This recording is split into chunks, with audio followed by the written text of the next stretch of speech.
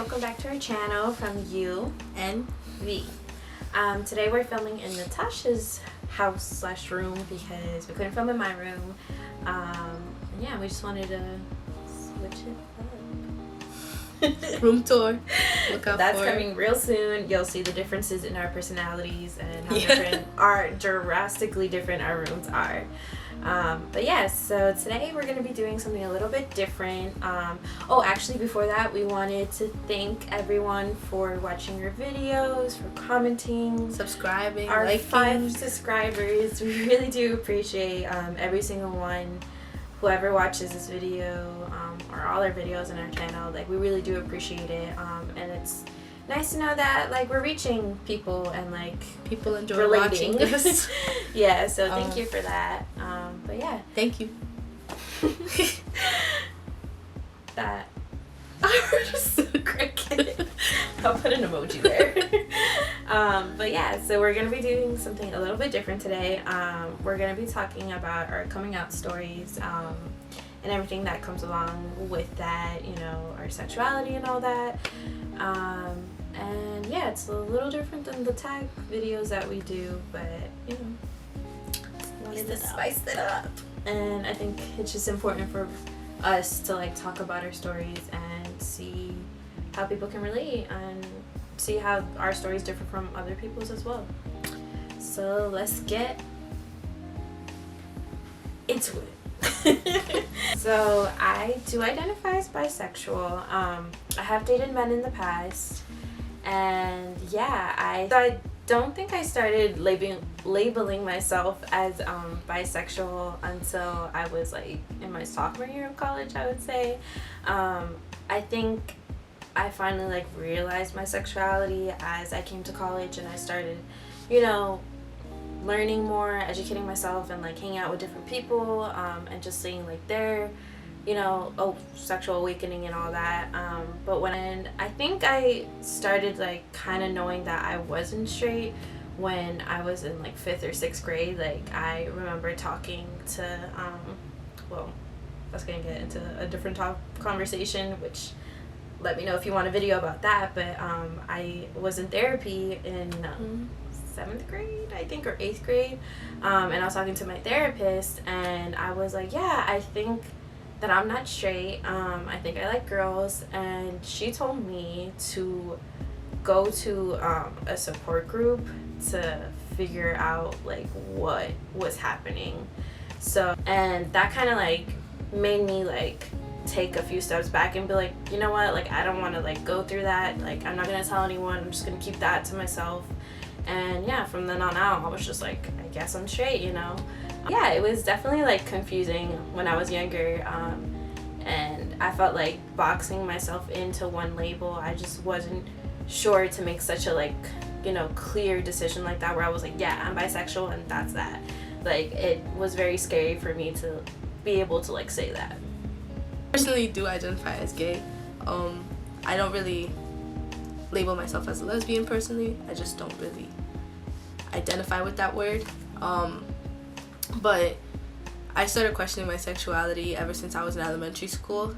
Everyone had crushes on boys, and I was never really like that. I kind of started realizing that instead of wanting to like, you know, look like my best friend, I kind of wanted to be with her. And I was like, what does that mean? But I kind of just ignored it for a while. I was like, oh, it probably doesn't mean anything, you know. And then I wouldn't say it was until my sophomore year of high school where I kind of really started like thinking about it, and I put a term to how I was feeling. But I would say like it wasn't until my sophomore year of college where I like fully, my freshman year of college, where I fully like was 100% okay with it, and I could like freely say like I'm gay. Like, the first time I ever said it was my junior year of high school, and I freaked out and I never said it again until I got to college. So personally, like in high school, I didn't go to the most accepting high school, which is why I think I struggled so hard to accept my sexuality. So I kind of, like I said, I fell into a very deep hole of depression, and I was just struggling with that and struggling with my identity, and I just ignored it, to be honest with you. Like, I just pretended it wasn't there. It wasn't until I came to college and met other people in the LGBTQ plus community that I was like, oh, like there are other people who identify as me, and there are other people who understand like what I've been through, where I kind of really started to like accept myself like 100% fully for who I am. So it's like my coming out story, even though I feel like I don't really have one. Technically I came out to my mom, right. So it was my sophomore year, the summer of my sophomore year going into my junior year. So yeah, I kind of just like, we were having a conversation one day and it just kind of came up, like I don't even know how, but I just remember her, like I'm from like a Latinx background, like my mom is like pretty, you know, educated and like she's pretty modern, but like I think there's certain terms that she still doesn't grasp the concept of. So I didn't say it like that, but I just told her like, hey, like I think I'm into girls too, like I know I like girls. And then her response, you know, it wasn't the best, but again, like because she comes from a different generation, because she comes from a different country, both of my parents immigrated here from Peru, first generation, so you know, she was just kind of like, oh, like, are you sure? Like, are you sure it's not because you're going through a heartbreak right now? Prior to that conversation, I had been in a relationship with a boy. So she, in her head, she was like, oh, are you sure you're just not confused and thinking like that because you're just still trying to get over this guy? Which was not the case at all. So her response, you know, it was not the best. It wasn't like what I was hoping for, but it wasn't the worst.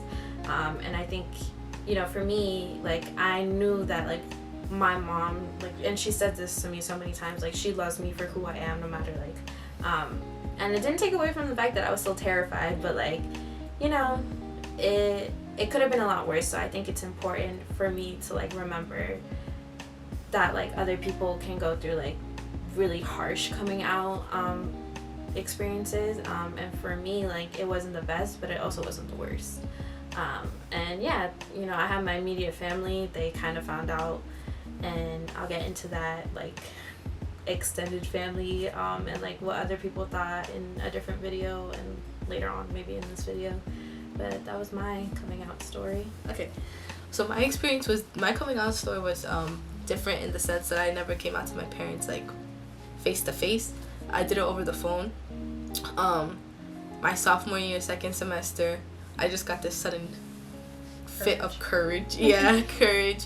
I had just cut my hair, so I was just like on this high of like accepting myself and coming into who I really was. So yeah, I called them a random day. It was such a random day. I called them and I was like, I'm gay, like, and I just started sobbing and I cried and cried and cried, and I just like basically begged them to like still love me, and I was like I'm not crying. But yeah, I was like, I hope like you guys can still like love and accept me for who I am. And they were both like quiet for a while, and I was like, oh god, like this is it, I'm disowned. But they both kind of like stepped back and they were like, oh, like it's okay. And my mom was like, I knew. And I was like, what do you mean, like what? I was like, I'm panicked for nothing. But yeah, they were okay with it. I don't think they were thrilled about it, but they were okay with it, and that was enough for me at that time. And they just like reassured me they would always love me. And coming from like a Latinx household similar to her, I'm Puerto Rican, both my parents are, and then like our community, obviously like it's still a taboo subject. So I was very nervous in that sense, where I was like, I know how they were raised and I know like the culture, and I was very nervous, but like I'm fortunate enough to have had a positive experience, because it took time for my parents to like fully accept it. I don't think they fully accepted it until like I would say this year, when I got into a relationship with her. This year? It's been a year, sweetie. Yeah, I know, but in the beginning of a relationship, they were like, oh, your friend is coming. Yeah, my mom went through that too. Yeah, your amiguita. But I think now, like, my mom doesn't care. My mom posts her on Facebook. She's like, why do you care what people think about you? Because, you know, that has... because obviously like her extended family is a different story. Mm-hmm. I mean, I was fortunate enough to have that positive experience, but I know other people aren't. Mm-hmm. And yeah, that's why we kind of wanted to do this video too, to like have people know that like there are different experiences. Like she has one experience, I have one experience, the person watching this probably has one experience, and it's okay if you have not come out to your family yet. Like you have to do it when you're ready, and I think that's the most important part, not forcing yourself to do something you're not ready for. Like and also remembering that you have to accept yourself. Like even if nobody else in the room will accept you, just accept yourself, because at the end of the day, like no matter how you are, who you are, like who you love, how you identify, like you're perfect just the way you are, because that's how you are meant to be. And as long as you love yourself, that's all that really matters, to be honest. And we're gonna link some resources down below in the description box for anyone who might have like not, or for anyone who might be wanting to come out but knows they might not have a positive experience. We're gonna link some resources just for you guys to have as well. But that's what we wanted to do this video for. Like there's a community out there. Yeah, as Natasha was saying, I think it's really important to remember that like even like it's definitely easier said than done to like accept yourself and like accept who you are fully, but it's true, like you do have to accept yourself first before anyone else. Like that's the most important step. But like I just said, like it's way easier said than done, and it's about progression and it's about time. You know, we didn't just, as we were talking about our story, like we didn't just come out like the first day that we thought, you know, that we were like X, Y, and Z. Like it took us time, and it took us a lot to get to where we are now. And even like in the beginning of our relationship, like it was still like a lot of like discovery and a lot of like finding ourselves, and we're still finding ourselves. So it's just, it takes time, and I think that's important to remember. And yeah, and touching upon our like background and like how that plays in, like there's so many different sections of our lives that come into play. You know, we're women, we're Latina, and we're part of the LGBTQ plus community, so that all kind of comes into play. And yeah, like I think coming from the background that we do, like oftentimes like there are a lot of stigmas, there's still a lot of, you know, negative connotations about sexuality, and I think, you know, we're very fortunate for the way our families reacted. I think it's important to remember that everyone has their own process, everyone has a different background, everybody comes from different walks of life, and it's just important to remember that. But yeah, you know, in terms of like our sexuality, we have experienced together, and then on our own types of discrimination. I just get like a lot of negative connotations for being bisexual, which I'll go into like more depth about in a different video. We'll go into like, you know, stereotypes and whatever in a separate video, so let us know if that's something you want to watch. But I feel like oftentimes it was like, are you sure it's not a phase? Like, are you sure you're just like not experimenting? And it's just like a lot of that bullshit that I get. And then a lot of people just assume that I'm straight, and you know, it's maybe because of the way I dress. And yeah, even her, like when we started talking, like one of the first things we talked about was like, oh, like she said to me, she was like, oh, I didn't even think that you were like bi, like I thought you were straight. And at that time, like I was in a relationship, but like, you know, she assumed. But that's all stuff that we talked about. And Natasha has her own experiences because we obviously present differently. So personally, I do identify as a woman. However, I do dress more by societal standards masculine. That's just how I personally am comfortable. I was never really comfortable in feminine clothing. I hate wearing dresses. I hate wearing those typical like what you would associate with femininity. So I think for a while, like society was labeling me so much, like misgendering me all the time when we would go out. Like people would think I was a guy, little things here and there, and I think I kind of like stripped myself away from my own femininity for a while. And I think it's important to know too that your gender expression and your sexuality are not tied together. but in society's eyes they often do link it together. So like while she could hide her sexuality, like never in my life would I be able to because of that connotation that society has. And because I do present myself more masculine, it's automatically assumed that I am gay. And that comes with its own challenges in itself, especially in our relationship. I would say before we travel, like we obviously look up like, is this place like gay friendly? Because as a masculine presenting individual, like we're automatically lumped in this gay relationship by society standards. Well, same-sex relationship. Yeah, I mean, oftentimes, like, people would just assume that we're both gay, which is, like, a whole other thing. Yeah.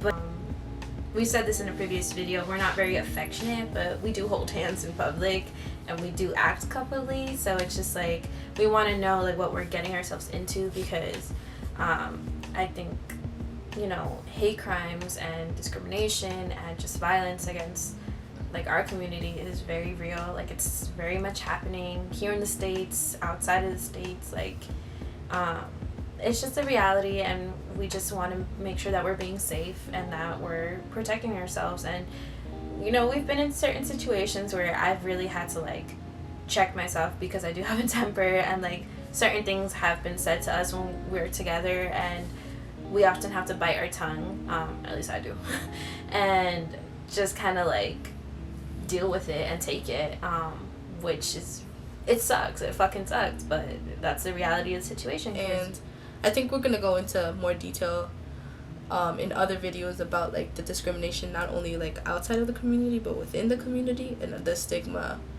behind a bi woman and a gay woman being in a relationship, because we not only personally, like the two of us within our own relationship, but others as well, and their idea, what is it called? Their viewpoints, and their judgments about our relationship. Yeah, because there definitely is, how do I say it? Negative connotations. Yeah, there's definitely negative connotations within the community. For bisexual women. Yeah, for my sexuality, for her sexuality, and then us being together. And, you know, that's something that we discuss a lot in our beginning of a relationship, because, you know, we would take those connotations, we would take those stigmas, those stereotypes, and then without us even realizing, we were reinforcing them. Which is, you know, like, that's not our fault. Like, we're taught that. But we did have to, like, unpack that and unlearn that, and it was, like, a lot in the beginning of our relationship, and it, you know, went into multiple aspects of it, like even our sex life, which we'll go into another video about, and how it played into that, because, you know, layers it's like an onion. But yeah, like, there's just so much that we can talk about, but we're coming to an end of our video. I know this is a long video, so thank you for and my battery's dying. Shit. But yeah, look out for those other videos. Let us know what other topics you want to see. We do plan on doing one about, like we just mentioned, the stigmas about bisexuality, about a relationship with a bisexual woman.